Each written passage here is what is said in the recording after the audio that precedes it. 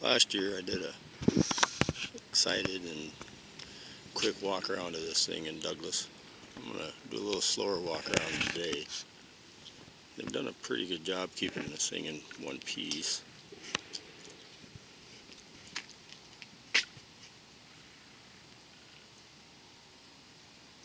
Missing some lenses, but nothing unusual there.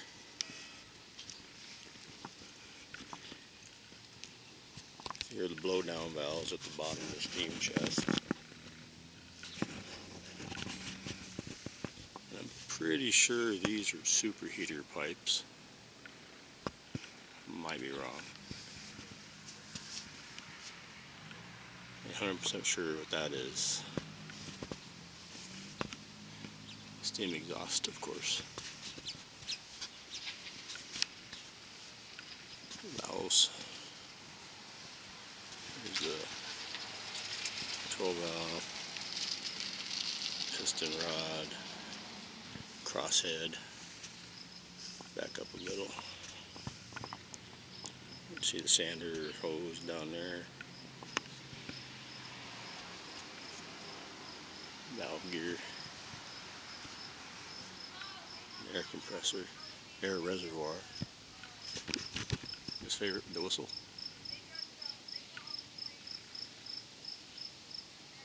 Stack. The injector. That's this. Right there's the injector. Inject fresh water into the boiler.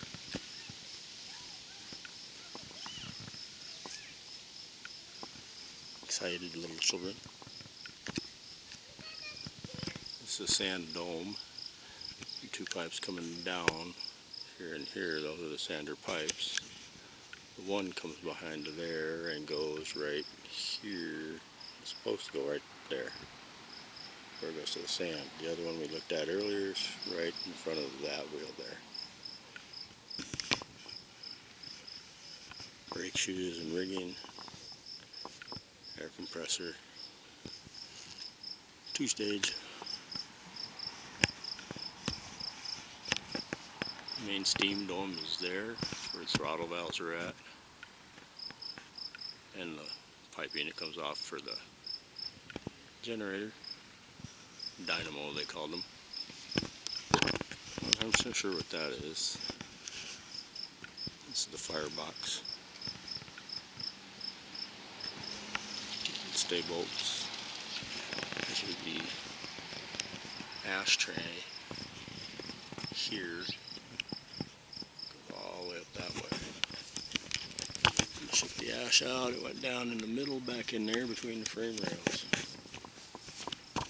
So this is where you would see the flashes of light all along this edge right here, the flashes of the fire.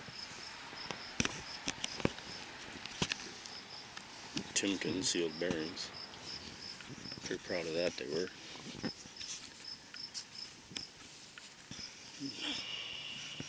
Another injector. The actual injector mechanism.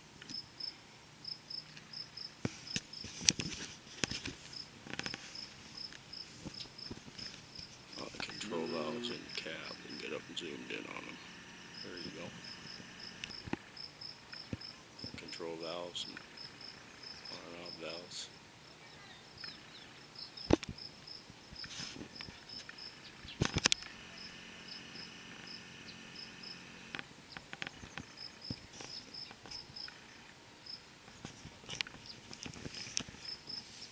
Assume this has a stoker engine. Yes, it does.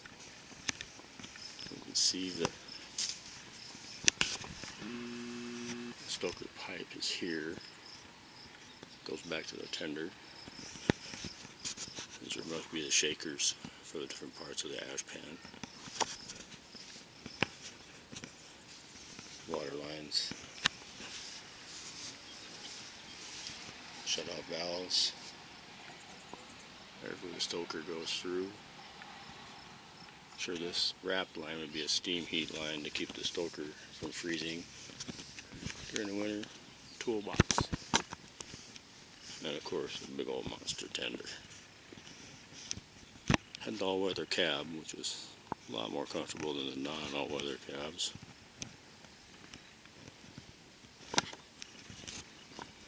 tension chains, springs, brake rigging.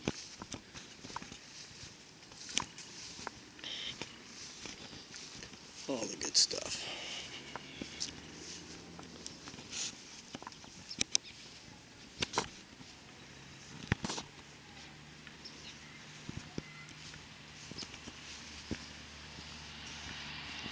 Way down the other side, these are train line pipe, train line hose, communications pipe, maybe it's a steam. There's the brake rigging and the brake cylinder. How you doing?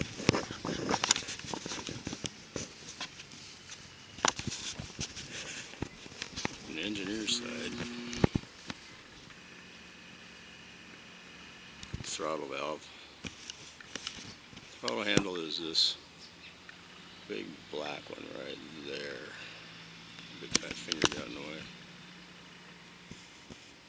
And the Johnson bar, the reverser handle, is just barely there on the bottom right corner of the window. Speed indicator, top of which had a tape recorder, paper tape. Printed everything out on it that indicated it needed to. Brake applications, horn, throttle position, stuff like that. Not sure what that is. A bit of lubrication. Kind of looks like it might be.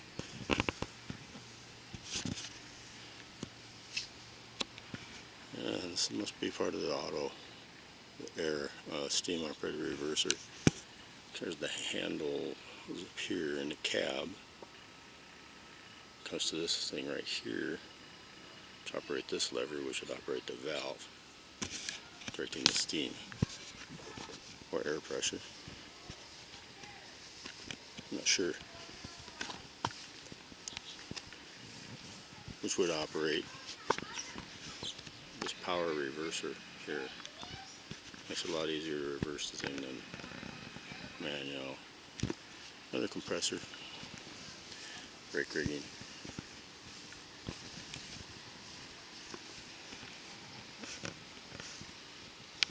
There's the throttle linkage. No, yeah, throttle linkage, and then it's operating something up here too. I can't remember what that would be for. Gives you a little more close up on the reverser. Throws it forward, throws the eccentrics forward, reverses the operation of the steam in the steam chest, so then your piston goes the opposite direction, makes you go the reverse direction. Another lubricator.